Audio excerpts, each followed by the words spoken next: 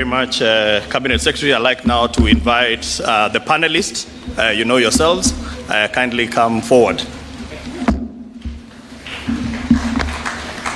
And as they do come forward, Your Excellency, I take note of my overdressing for this occasion, but it's because today I'm taking a different role of moderating, so I'm like a journalist today, so I'm not Mjengo Mjengo. Karibuni. So we have with us Jaff Kai Kitela. Japheth is coming. We have Jacqueline Wanjiko Gashao. We have Meshak Musembi Mwimi. We have Anthony Manyara. Okay. We have Stanley Njoroge. We have Peter Mwema. We have Obed Matongo. Obed, karibu. And finally, we have Mary Wanjiko. Thank you so much. So finally, allow me to invite the master builder himself, His Excellency the President.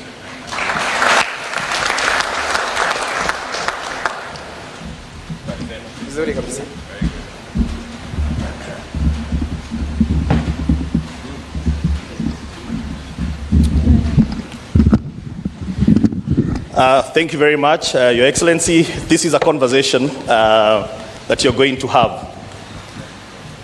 with the people that represent a constituent that is very close and dear to your heart. This program is not about brick and mortars. This program is about faces, people that only look up to you as their hope.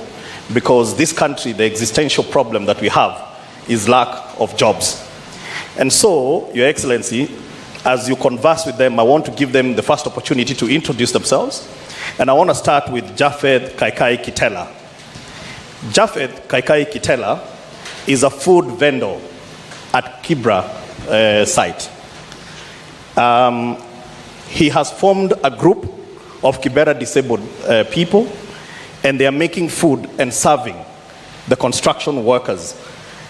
These jobs, Your Excellency, are not just the direct jobs on site. There are so many other jobs that are being created outside those sites.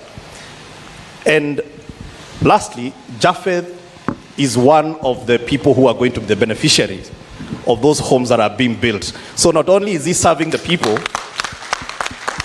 but he's also watching and making sure that they are on time, because he can't wait to occupy his decent unit. Japheth, karibu, and give us just some opening remarks and your own journey.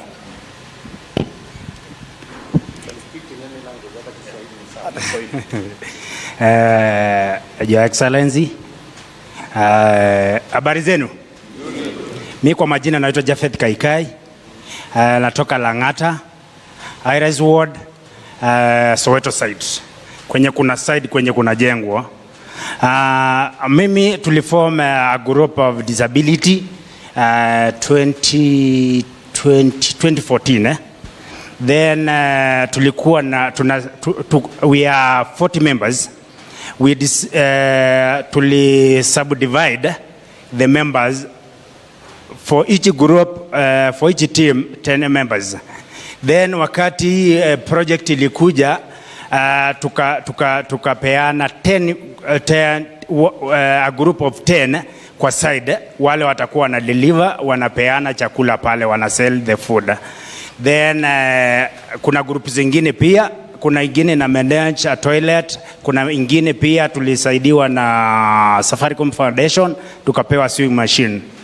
So katika hii project tuna benefit through the selling of food, of which kila group inaleta report quarterly. So we are expecting by the end of this month the report kutoka kwa hiyo group ya chakula. Yes. Labda Japheth, unaweza tueleza kwa sasa hivi mahali unaishi, the conditions that you're living in, and what is this hope that you una hold on to ili hizi nyumba zijengwe kwa haraka? Kwanza President eko kwako. sababu mimi nikiamuka huwa naona the side drive, then nasema president wetu abarikiwe sana, sababu sisi wakati tunaishi pale kwa nyumba za mabati, wakati unasongesha kitanda tukiguza mabati, unasikia mwenzako pale side hiyo ingine anageuka kidogo anakuambia I'm still on. So unamaanisha ya kwamba there is no privacy. Sawa. So it means hii project itatusaidia sana sisi walemavu. Sababu gani? Pale unapata tukiwa kwa mabati, there is no way unapata mtu anaweka wheelchair yake kwa nyumba. Lazima aweche kwa barabara ndio aingie kwa vichochoro. Again, wakati tuna move kwa kijiji tukiwa na crutches, actually we need a lot of space, na pale unajua space ni kidogo.